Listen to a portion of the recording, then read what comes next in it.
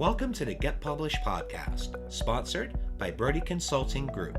To get more information about our coaching, publishing, executive ghostwriting, and podcast production services, go to getpublishedpodcast.com.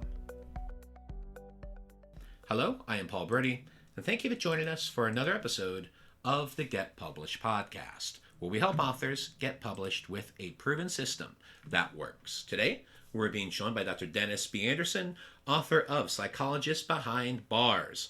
Dr. Anderson, welcome to the show. Thank you, Paul. All right, you ready to get started? Yes. All right, question number one. What is the one piece of advice that you would give to a first-time author who is currently writing their book? I've got 3 books so far. They're all nonfiction. I'm a retired professor, and I like to write about things that I know. And I would suggest that you, depending how you're doing that you get very familiar with your topic.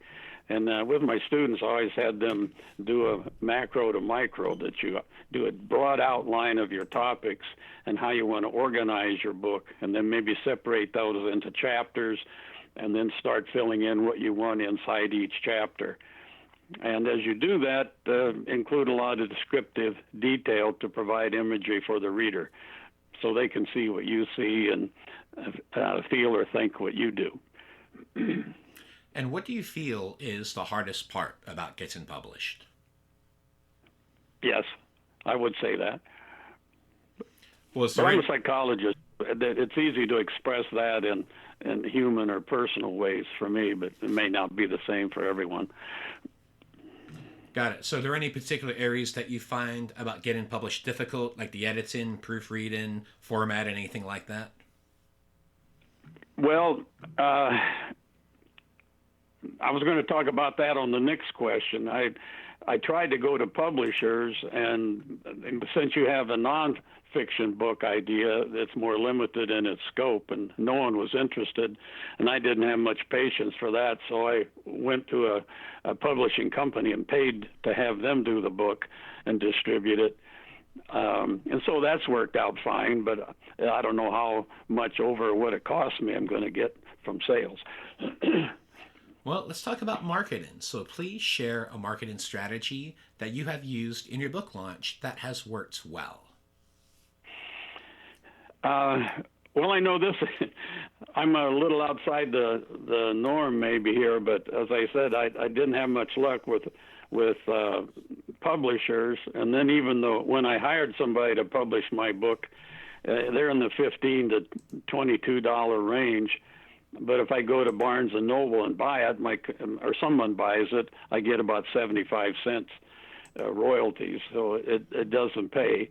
So I've published my own things. I write it the way I want, and reread it and proof it and clean it up, and then I send it to Amazon, and I got it online to sell in about 3 days. And do you have any particular marketing strategies that you would recommend to our audience? Well, I don't regularly use Facebook, but I'm on it, so I use that, and I've got a fairly long email list of friends and colleagues. I send that out and ask them to spread the words, and I'm trying to get listed on Goodreads, but I haven't got that done yet. Well, speaking of books, I'd like to know what is your favorite book and what was the number one thing that you learned from it? I thought about that question, and I was a poor farm kid growing up in a small town in the Midwest, and I moved to country schools. And the second school I went, I was in the 7th grade, and they had a high school in there before that was now closed. It was on the 2nd floor, and they had about a 200-book library in a closet there. And the first book I pulled out looked interesting was Call of the Wild by Jack London, and that was the first real book that I had read. And it really stuck to me. His descriptive imagery was great. I could get into the character. I could be out there where he is and do those kind of things that he did as a youngster, an early teen. It was kind of easy and fun for me to get into that. And that started my whole reading activities, and I was ahead of where I was in the grade, so I didn't have much work to do. And I went on to read, that was in January, went on to read 49 more books that spring in the 7th grade, and that got me all started. And for our final question, what is your favorite quote and why? Well, there are a lot of quotes, political and all of those things, but one that I had early on when I was kind of struggling through life, it's a mock Latin aphorism. I think it comes from World War II, non bastardo carborundum, don't let the bastards grind you down. And that is, if you're struggling hard to get somewhere and working and have strong ideas, stay motivated, stay with it. Don't let anybody talk you out of fulfilling your dreams. Excellent. Well, I want to thank you for being a guest on the show. What is the best way for people to find you online? Well, I've got a blog from the investing trading book I wrote.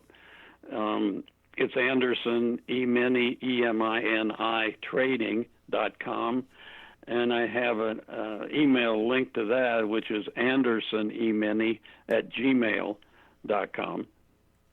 Excellent. Well, Dr. Anderson, I want to thank you once again for being on the show, and I wish you all the best in your author journey ahead. Thank you, Paul. Thanks again for joining us today. To learn more about how you can be featured in our brand new Get Published business book, go to getpublishedpodcast.com.